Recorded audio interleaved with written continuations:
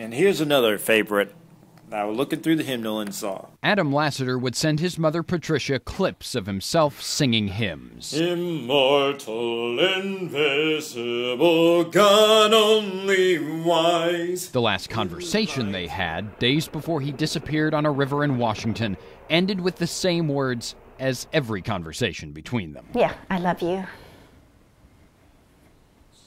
Actually, ours always end with, I love you more.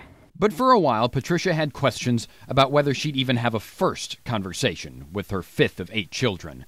He was slowed physically. He couldn't speak until about age 4. He couldn't even say his ABCs until age 9. Almost anything in his life was affected. It's just the messages from one side of the brain didn't get to the other. All because of Klinefelter syndrome. One extra X chromosome in Adam Lassiter had slowed what would have been normal development. It was in this room. Yes. All 8 of the kids, 6 at a time. Yes. It's where we homeschooled everybody. With his brothers and sisters, Adam did his lessons and special exercises, trying for years to get his mind's symphony to play in tune. But it wasn't until the age of 15 that the notes finally hit. And then we started piano lessons. And it was after a year of that, or maybe even 6 months, it was like all the detour signs were taken down.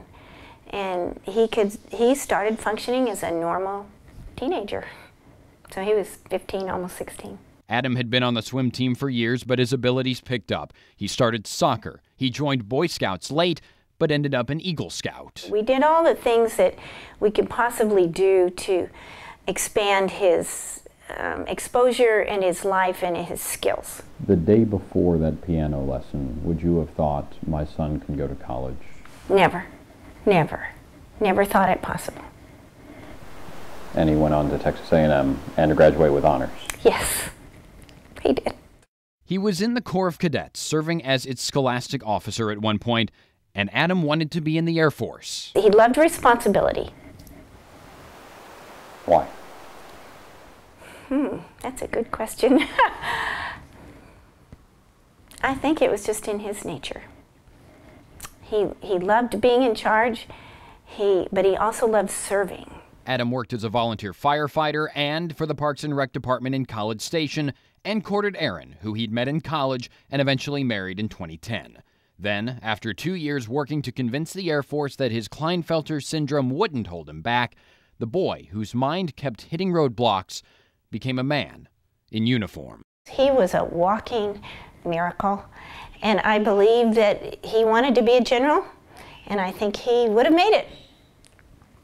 But maybe not. Maybe the Lord also says he rejoices in the death of his godly ones. 'Tis only the splendor of light hideth thee.